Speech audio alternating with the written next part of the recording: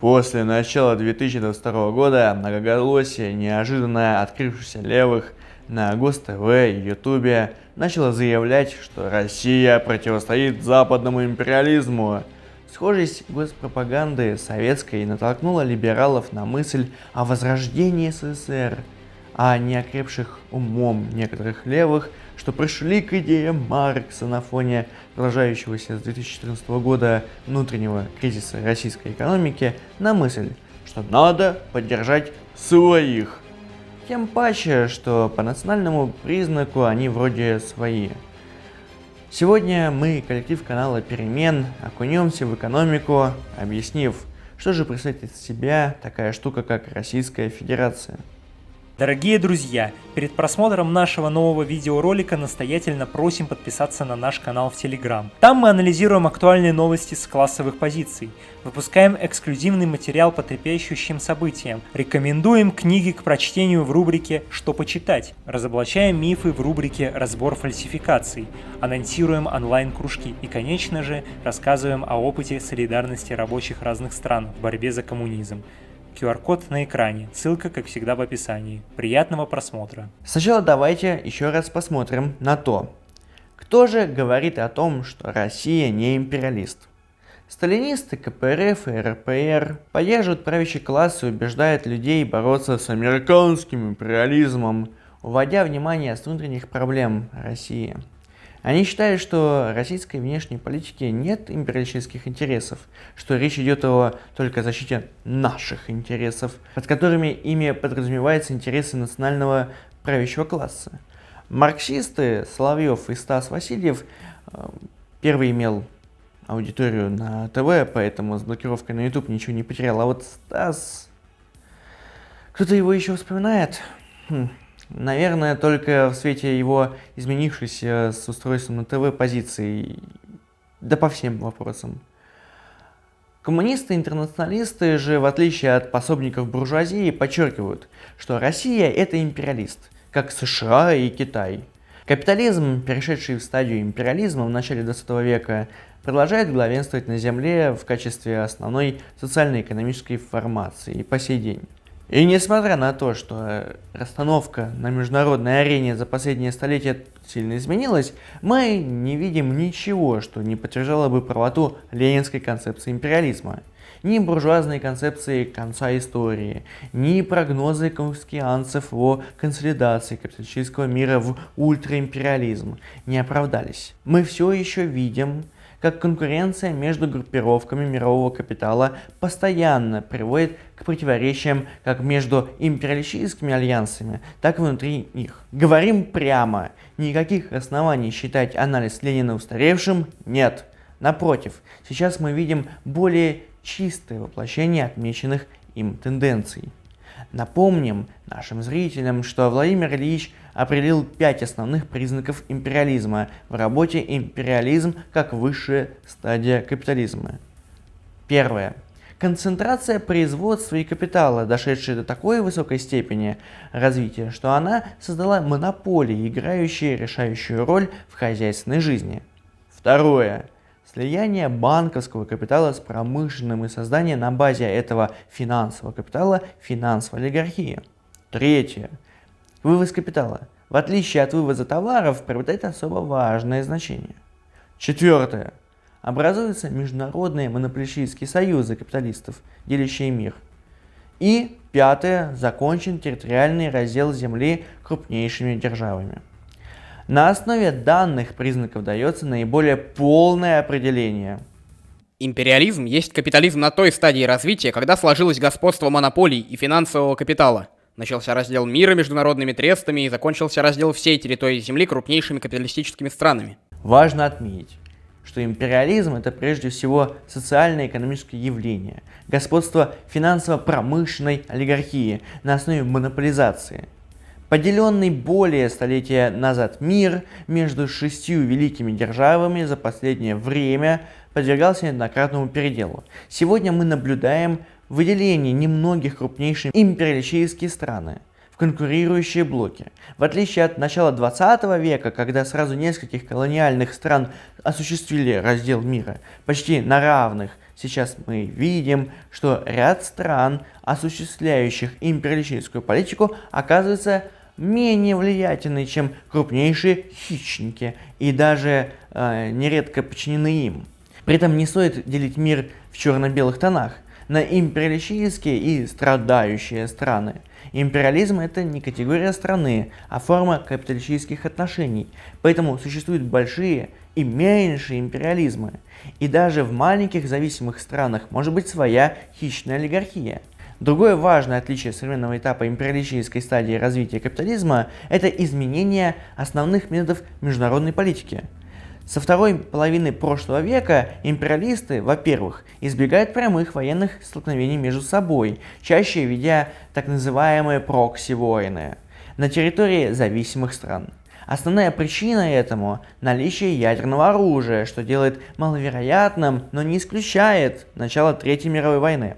Во-вторых, место прямого административного контроля колоний заняли более тонкие формы экономической и политической зависимости. Особенно примечательна в этом политика Китая, опирающаяся почти исключительно на создание экономических привязок отсталых стран почти без применения военной силы. Рекомендуем внимательно прочитать работу Владимира Ильича «Империализм как высшая стадия капитализма», которая еще более актуальна спустя более чем столетия, а еще и посмотрите по следующей плашке видео о становлении и нынешнем положении капитализма в Китае. Итак, обратно к теме империализма. После распада СССР российская буржуазия получила свой первичный капитал, приватизировав средства производства и инфраструктуру Советского Союза. Российский капитализм был компрадорским, то есть представлял интересы иностранных партнеров на национальном рынке. С момента своего зарождения и в первые годы правления Путина он действовал в первую очередь в интересах Соединенных Штатов. Олигархи приватизировали и поделили между собой нефтяные, металлургические, машиностроительные и другие компании. К концу тысячелетия в России царила семибанкирщина. 7 олигархов контролировали более 50% российской экономики. Они совместно влияли на принятие важнейших внутриполитических решений, в частности, спонсируя и рекламируя потерявшего поддержку населения Ельцина на президентских выборах 1996 года. В 1999 году они сделали ставку на Путина, считая, что смогут его контролировать, но он оказался хитрее их, играя самостоятельную роль неожиданно для тех, кто продвигал его в президенты. Правление Путина связывается с началом Второй Чеченской войны, через год после дефолта 1998 года.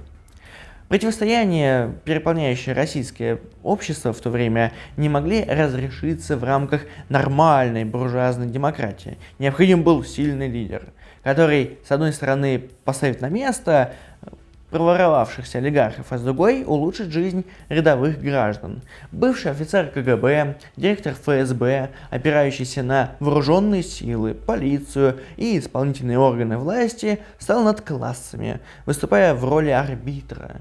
С самого своего зарождения путинский режим был бонапартистским режимом. После его прихода к власти начался процесс централизации государственного аппарата и экономики. Крупнейшая в России компания «Газпром», наполовину принадлежавшая государству, до сих пор играет важную роль в экономике, пополняя бюджет страны и во внешней политике являясь рычагом в переговорах с европейскими партнерами. Одной из крупнейших побед во внутриполитической борьбе Путина стал арест богатейшего и наиболее влиятельного олигарха Ходорковского и конфискация крупнейшей нефтяной компании ЮКОС в 2003 году в пользу государственной компании Роснефть. Это был ясный знак остальным олигархам. Либо они прислушаются и будут действовать в интересах правящей группы, формирующейся вокруг Путина, либо их постигнет участь Ходорковского. С 2007 года создаются государством корпорации Росатом, Ростех и другие, которые концентрируют разрозненные компании под одной крышей. Процесс монополизации произошел в банковском секторе. Крупнейшие банки Сбер и ВТБ контролируют более половины рынка. В нефтегазовом секторе 8 компаний контролируют 90% рынка, а 3 крупнейшие компании Газпром, Роснефть и Лукойл более половины рынка. Аналогичная ситуация наблюдается и в других отраслях – металлургия, химическая, угольная промышленность и другие. Более 90% экспорта страны – экспорт ресурсов, в первую очередь нефти и газа. Начало правления Путина совпало с ростом цен на нефть на мировом рынке. После экономического шока 1990-х годов рост благосостояния с начала нового тысячелетия заметили не только бенефициары приватизации, но и большинство населения. Государственная пропаганда отождествляла экономический подъем в стране с дальновидной политикой президента. К 2008 году, до того как разразился мировой кризис, 101 олигарху удалось нарастить благосостояние до рекордных 523 миллиардов долларов. Средняя заработная плата по стране составляла 697 долларов США. Но после кризиса реальные располагаемые доходы населения остались почти на том же уровне. Крупный капитал не может без экспансии. И переломным моментом во внешней политике страны стал 2008 год, когда российская армия разгромила грузинскую, обученную и поддерживаемую США. Короткий военный конфликт продемонстрировал резкое изменение настроений российского правящего класса. Но выяснилось, что более 80% российских вооруженных сил устарели и нуждаются в модернизации. Была разработана реформа вооруженных сил РФ до 2020 года. Неизвестно точно, но некогда министр обороны Сергей Шойгу отчитывался, что по итогам ее более 70% военной техники и вооружения были обновлены. Грызня по национальному признаку началась сразу же после разрушения Советского Союза, который всеми силами сдерживал национальные распри, несмотря на свое вырождение со времен Сталина. Но если в СССР дружба народов гарантировала сохранение привилегий бюрократии, но с разрушением единого государства уже распри народов стали гарантией сохранения буржуазной системы и чиновничьего аппарата этой системы. Украина стала ключевой в данных распрях, так как была хорошо развита, она была компактной, и по оценкам МВФ в 1991 году у нее были большие шансы стать более развитой, чем РФ. А лучшее развитие означает империалистические замашки. Поэтому одним из ключевых вопросов взаимоотношений России и Украины стал Крым. Пока правящий класс России креп, украинский терял все свои позиции, в том числе с легкой подачей МВФ. Российскому капиталу не было достаточно иметь долгосрочный контракт на аренду военных баз в Севастополе. Ему нужен был весь полуостров в качестве важного военного форпоста в Черноморье. Удобный момент выпал в начале 2014 года. Решение пророссийского президента Виктора Януковича отклонить соглашение о сближении с ЕС и переориентировать Украину на сближение с Россией вызвало уличные протесты. Свержение правительства Януковича Евромайданом продемонстрировало дальнейшее продвижение интересов США и НАТО на Украине. Видя, как тает влияние Кремля в Украине, правящий класс России решил воспользоваться нестабильной ситуацией и перейти в атаку. Успех русской весны в 2014 году дал огромное количество очков в копилку политического капитала Путина, который он растерял в ходе протестов 2011-2012 годов, спровоцированных экономическими проблемами, разгулом фашистских банд, несменяемостью лиц и так далее. Это также помогло на время отвлечь внимание на продолжающееся сокращение населения, прибавив к сухим цифрам 2,3 миллиона человек. После этого возвращения Крыма страны Запада исключили Россию из G8 и начали накладывать на нее санкции. Эти решения имели лишь обратный эффект – сближение России с главным соперником США Китаем, увеличение военных расходов и снижение ее экономической зависимости от Запада. Параллельно начались бои на Донбассе, где впервые на территории Европы проявила себя первая российская частная военная компания «Вагнер», что до этого была известна малому числу интересующихся по отжиму в пользу РФ нефти и газорождений и заводов в Африке и Сирии. Данная ЧВК сыграет еще свою роль в событиях на Украине. Там, где не может действовать регулярная армия, будет действовать частная, спонсируемая все тем же государством. После мятежа Пригожина летом 2023 года Путин обнародовал информацию ЧВК «Вагнер». Целиком финансировалась из госбюджета. За год на эти цели потратили более 86 миллиардов рублей. Карл, В 2015 году российская армия вошла в Сирию. Это была ее первая крупномасштабная зарубежная военная операция вне постсоветского пространства. Об этом пишут американские ученые-исследователи Майкл Кофман и Мэтью Рожански. Сирия использовалась российской армией в качестве полигона для испытания новых боевых платформ и систем вооружения. Благодаря частым ротациям сирийская операция оказала огромное влияние на повышение опыта личного состава. По словам бывшего министра обороны РФ Сергея Шойгу, российские военные опробовали более 320 видов разного вооружения в Сирии. Вооруженные силы США стали покидать Сирию в 2018 году, что усилило уверенность российского правящего класса в своих силах. С 2018 года ЧВК «Вагнер» представляет интересы российского капитала в Африке. Она имеет влияние в десятках стран по всему континенту и даже обвиняется правящим классом Франции в дестабилизации ситуации в Африке. Переводя эту фразу с языка буржуазии на обычный, это означает «убирайтесь вон из зоны наших интересов, где господствуют или господствовали наши армейцы или все те же ЧВК». В 2020 году разгорелся так называемый коронакризис. Он нехило прошелся по всему миру, не оставив без внимания и РФ. Президент обещал сохранить доходы работников на время самоизоляции. Разумеется, все, кто работает по разным причинам неофициально, под сохранение доходов не попали. Работающие официально же во множестве сокращались, увольнялись, якобы по собственному желанию. Шел рост числа безработных, так что тут никакой защищенности видеть не приходилось.